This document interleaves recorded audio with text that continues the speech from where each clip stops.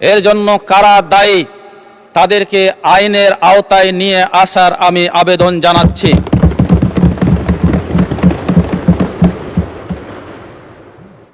মাননীয় স্পিকার, আজকে রাষ্ট্রপতির ভাষণ সম্পর্কে আনিত ধন্যবাদ প্রস্তাবের উপর দাঁড়িয়ে কথা বলছি, কিন্তু এই রাষ্ট্রপতিকে ধন্যবাদ দিতে পারছি না বলে আন্তরিক দুঃখিত। কারণ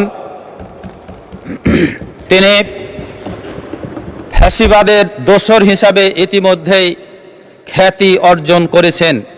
এরকম খ্যাতিমান ফ্যাসিবাদের দোসরকে ধন্যবাদ দেওয়া সম্ভব হচ্ছে না। মাননীয় স্পিকার,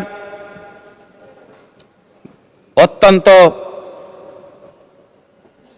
সংক্ষুব্ধ হয়ে জানাচ্ছি, গতকাল চট্টগ্রামের সিটি কলেজে যে ঘটনাটি ঘটেছে, আমি মাননীয় স্বরাষ্ট্রমন্ত্রী মহোদয়ের দৃষ্টি আকর্ষণ করে বলতে চাই, এই ঘটনার সচিত্র বিবরণ বিভিন্ন পত্র পত্রিকা এবং সোশ্যাল মিডিয়াতে এসেছে।